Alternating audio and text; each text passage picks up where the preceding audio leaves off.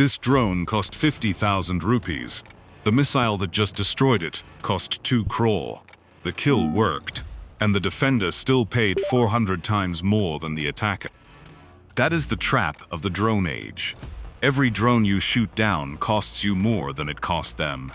In the Red Sea, the American Navy fired $2 million missiles at $2,000 drones. So the real question is this: can India afford to win a drone war? A swarm is crossing the border right now. It is flying into a trap of India's own design. 5 rings, one inside the other.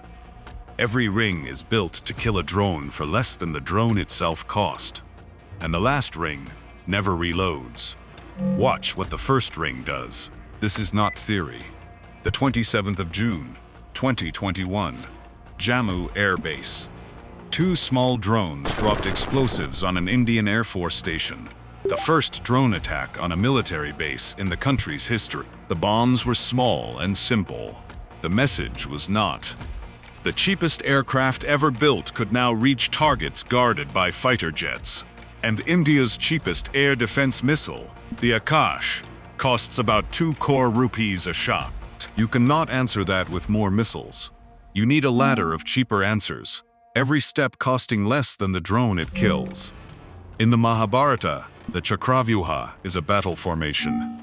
Rings inside rings, turning. The warrior Abhimanyu fought his way in. He could not fight his way out. India has now built that same formation over its own sky. This time, the one trapped inside is the drone. 5 rings. The swarm crosses the outermost first. And the weapon waiting there was designed 70 years ago. Ring 1. The outer wall.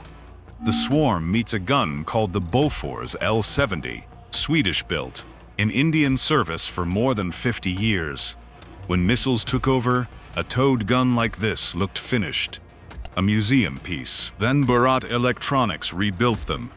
The gun stayed old. The brain became new. About 200 of these guns were fitted with a thermal camera that sees in the dark, and a computer that works out exactly where the barrel must point. Why bullets? Because one bullet costs a few hundred rupees, not crores. Against a 50,000 rupee drone, the maths finally turns in the defender's favor. During Operation Sindoor in May 2025, the government's own report called these guns a cost-effective way to bring drones down. The general commanding the Army's air defense put it simply: other countries went to missiles. India kept its guns. The swarm's front wave falls at the outer ring, cut down by 40 millimeters fire. But a gun defends one place: a base, a depot. The border runs for thousands of kilometers, and a soldier on patrol cannot tow a Bofors. Ring 2 fits in a soldier's hands. It is called Vajra Shot, carried like a rifle, in service with the Army and the Air Force. It fires no bullet. It fires noise. A drone hangs on 2 invisible threads, the radio link to its pilot, and the satellite signal that tells it where it is. Vajra Shot cuts both. The drone goes deaf and blind. It hovers, drifts, lands, or turns for home. Cost per kill, a battery charge. This ring already guards civilian life. A handheld jammer brought down a drone in Bengaluru during a VIP visit. Through the 2025 IPL season, jammer crews watched the sky over packed cricket stadiums. But a jammer has one weakness, and it is a big one. It only works on a drone that is listening. A drone flying a route set before takeoff just keeps coming. Ring 3 does not just cut the threads, it feeds them lies. That drone has stopped listening to its pilot, but it is still reading satellites. So DRDO's D4 whispers false coordinates into that signal, and the drone confidently flies itself to the wrong place. D4 stands for Drone Detect, Deter, and Destroy. It is a full station, radar, radio sensors, and a day and night camera, all hunting as one machine. Against a piloted drone, it jams too, like the handheld gun but far stronger, out to several kilometers. A jammed or spoofed kill costs nothing but electricity. These stations guard the country's biggest public events, Republic Day and the Independence Day address at the Red Fort. Now watch the swarm. The stragglers are jammed, spoofed, and dropping. But the core pushes through. Dozens of drones, spread wide. More than any single barrel or beam can burn through in the seconds available. This is the moment every air defense on Earth fears. Saturation. And for saturation, the army is testing a ring that works on a completely different principle. Ring 4 carries the name of a legendary weapon, Bhargavastra, the Astra of Parashurama, a single shot that struck down a whole army. The name is the design brief. A private firm in Nagpur, the Solar Group, built it. An air defense weapon built by a private company is itself new for India. The design is simple. A tough truck carrying up to 64 small rockets in one launcher. Each rocket is cheap by missile standards and not meant to be accurate. One rocket fills the air with fragments for about 20 meters in every direction, out to roughly 2.5 kilometers. Anything caught inside that burst comes down with it. Because this ring does not aim at drones at all. It aims at the sky between them and takes away the air the swarm is flying through. Behind the rocket sits a second layer, guided micro-missiles for the precise, single kills. The first rockets fired in January 2025 at the Gopalpur range in Odisha. By May it was firing in salvos, the test that matters, because a swarm never sends one.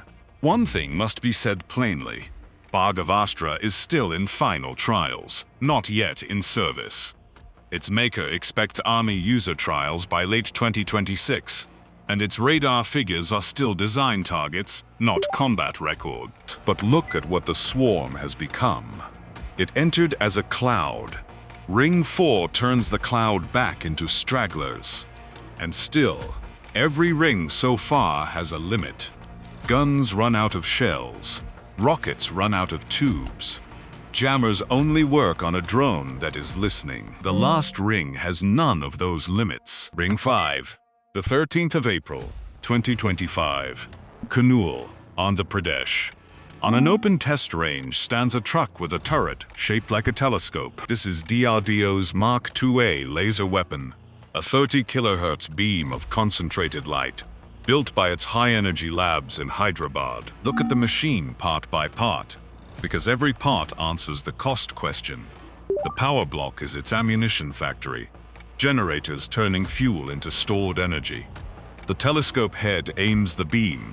It does not fire once and move on. It locks onto one drone and holds, an invisible spot of light, steady on the airframe, second after second, until the material gives way. There is no explosion. The wing softens, buckles, and the drone falls out of the sky.